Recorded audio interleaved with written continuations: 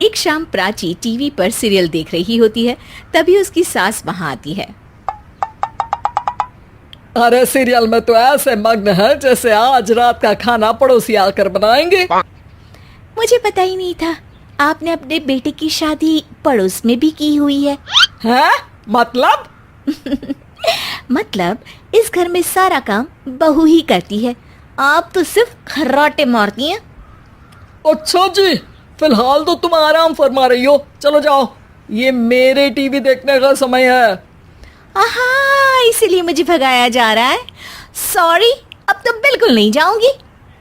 प्राची की इस बात पर दोनों सास बहू के बीच टीवी रिमोट के पीछे बच्चों जैसे छीना झपटी शुरू हो जाती है, जिसके बीच श्लोक भी काम से घर वापस आ जाता है। हाँ, आज मेरी चूहे बिल्ली की जोड़ी किस बात पर झगड़ रही है? अरे तेरे बीवी मुझे टीवी ही नहीं देखने दे रही। अरे तुम्हारी मम्मी मुझे खाना बनाने के लिए फोर्स कर रही है। अरे वाह, ऐसे बेतुके रीजन पर तो बच्चे भी झगड़ा नहीं करते। अरे मुझे कुछ मत बोल, सब इसने ही शुरू किया है। हाँ हाँ, जैसे आप तो बहुत दूध की धूली है ना। अरे बस, दोनों चुप। प्राची जाओ, खाने की तैयारी करो। और माँ तुम छोड़ो, तुम्हें क्या बोलूं, शांति से अपना सीरियल देखो, मुझे दोबारा लड़ने की आवाज सुनाई नहीं देनी चाहिए। ऐसा बोलकर श्लोक वहां से चला जाता है, जिसके पीछे पीछे प्राची भी कुछ न कुछ बड़बड़ाते हुए रसोई में चली जाती है। हाँ हाँ, सासू जी को तो कुछ बोलेंगे ही नहीं, बस मुझ पर ही हुक्म चलता है, खाना बनाओ, जैसे मैं इनके घर में खाना बनाने के लिए आई हूँ। इसी तरह शाम बीतती है और रात को श्लोक और प्राची की सास खाना खाकर सोने चले जाते हैं, लेकिन प्राची गुस्से में कुछ खाए बिना काम में ही लगी रहती है। इस घर में किसी को घंटा फिक्र नहीं पड़ता, मैं खाऊं या भूखी रहूं। प्राची कुछ देर के लिए रसोई से बाहर जाती है और जैसे ही वापस आती है तो वहां दूध का भरा ग्लास देखकर हैरान रह जाती है। फिक्र पूरी है, बस दिखाना नहीं है। प्राची दूध पीकर सोने चली जाती है और अगली सुबह एक बार फिर सास बहू का कार्टून नेटवर्क स्टार्ट हो जाता है। ये तुमने ही किया है। अरे अजीब जबरदस्ती है, मैं बोल रही हूँ मैंने कुछ नहीं किया। दोनों ने मिलकर पूरे घर को पागल खाना बनाया हुआ है। यहाँ कोई नॉर्मल इंसान तो रह ही नहीं सकता, इसीलिए अब पड़ोसी क्या रिश्तेदार भी घर आने से कतराते हैं। और सुन बेटे, तू भी चंगा, तेरी माँ भी चंगी, तेरी बीवी भी चंगी, रिश्तेदार। हाँ जी, आपको नहीं पता क्या, गंगाधर ही शक्तिमान है, रिश्तेदार ही। हाँ हाँ, बस समझ गया। कभी जानवरों जैसे लड़ेंगी तो कभी जुगलबंदी करेंगी। भाई मैं आप दोनों के बीच में नहीं फंसना चाहता। सास बहू की इस मन मौजी जोड़ी से परेशान होकर श्लोक अपना सिर खुजलाता वहां से चला जाता है। चलो अब मैं भी कीर्तन में जा रही हूँ। इस पर जैसे ही सास कमरे में अपना पर्स लेने जाती है तो वहां नाश्ते की प्लेट रखी देख मुस्कुराने लगती है और नाश्ता करके घर से बाहर निकलते हुए कुछ पैसे टेबल पर रख जाती है, जिसके कुछ देर बाद सिलेंडर वाला घर आता है। ओ मुरी मैया, मैं सिलेंडर के बारे में तो बिल्कुल भूल ही गई थी।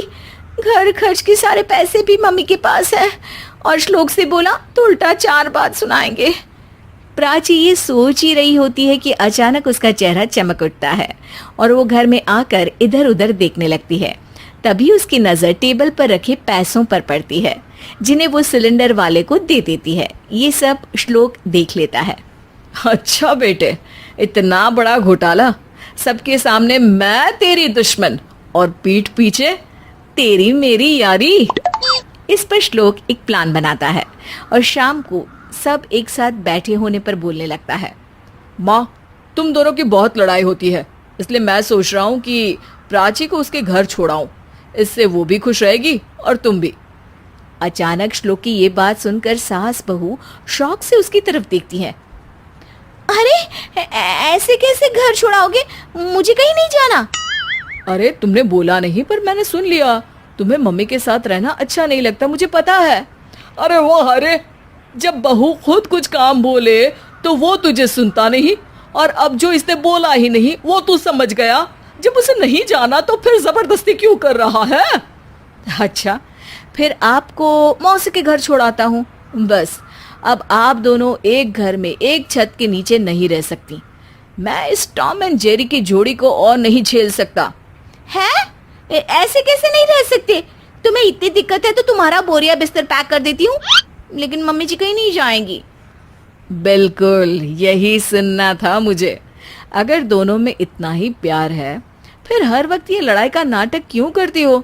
देखा मैंने कैसे माँ किचन में दूध रखती है और तुम उनके लिए कमरे में नाश्ता रखती हो, और कैसे वो पहले ही तुम्हारी दिक्कत समझकर घर में पैसे रखकर बाहर जाती है।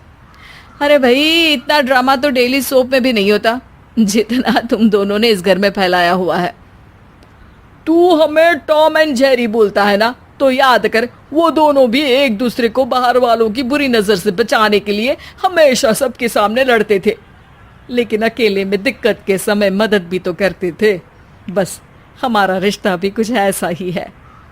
और वैसे भी अगर सास बहू में तू मैं नहीं होती तो दुनिया वालों को कहानियां कैसे मिलेंगी?